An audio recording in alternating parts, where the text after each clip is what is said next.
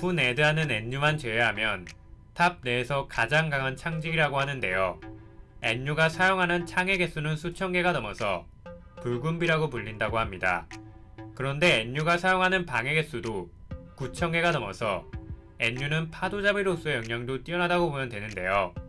9천 개라는 숫자도 정확한 게 아니고 우연히 관측된 거라고 하니 NU는 훨씬 더 많은 방을 다룰 수 있는 다재다능한 낚시꾼이라고 생각하시면 됩니다. NU의 강함은 관리자와의 대결을 통해 입증되는데요. 10가주와 자하드는 100층에서 관리자한테 능력을 인정받아 불로불사의 선물을 받았는데 NU는 이 관리자를 죽인 사람이었습니다. 애초에 신수라는 것 자체가 관리자와의 계약을 통해 사용할 수 있는 것처럼 그 층의 신수의 주인은 관리자인데요. NU의 신수 제어 능력은 관리자를 넘어서는 수준이라고 합니다. 실제로 43층의 관리자는 모습을 바꿔가며 NU와 싸웠지만 결국 떡발렸는데요.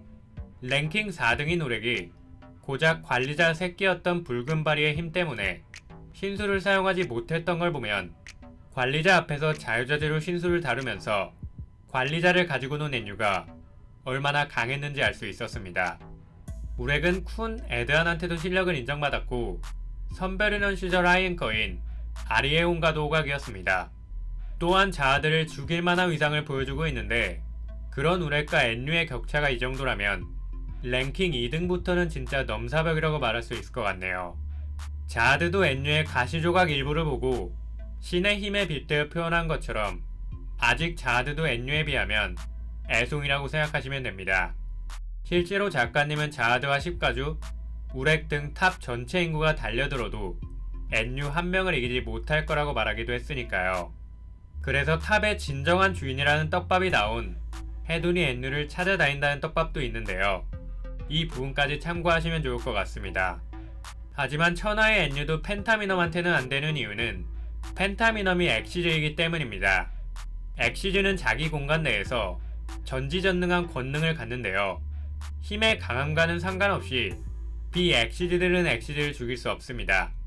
비엑시즈인 NU가 펜타미넘 영역에 들어가면 펜타미넘이 죽으라고 할 때 무조건 죽을 수밖에 없어서 랭킹 1등인 펜타미넘은 그냥 넘사벽이라고 생각하시면 될 것 같습니다. 그런데 NU가 신의 사자라는 이유로 엑시즈인 펜타미넘이 NU의 신이라는 떡밥도 있는데요.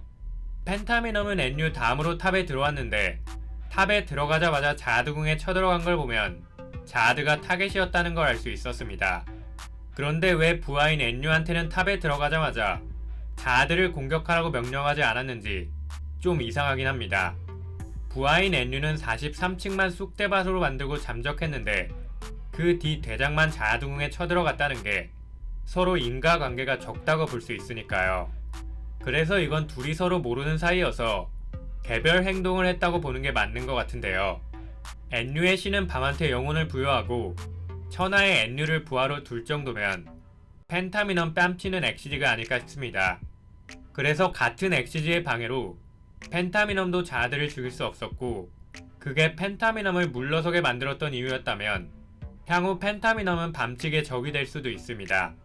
밤한테 호의적인 우렉과 펜타미넘의 사이가 안 좋기도 하고 유리가 펜타미넘을 더럽다고 표현했던 걸 보면 향후 악역이 될 가능성이 있다고 생각되네요. 마지막으로 레로로에 따르면 NU는 신수로 생명을 창조할 수도 있다고 하는데요. NU의 머리카락이 붉은색이어서 붉은 마늘을 NU가 창조했다는 떡밥도 있습니다. 작가님은 10가주나 자하드가 미래를 내다보는 예지 능력을 가지고 있다고 했는데요. 그렇다면 NU도 이 예지 능력을 가지고 있을 가능성이 높고요. NU를 본 드자가 미래안을 가지게 된 것처럼 NU는 신수로 생명을 창조할 때 미래 예지 능력을 부여해서 길잡이라는 미래를 내다보는 종족을 만들었을 수도 있습니다. 그렇다면 붉은 마녀뿐만 아니라 회색 난장의 종족도 누군가가 고의적으로 만들었다는 게 되는데요. 이 부분까지 생각하시면 좋을 것 같습니다.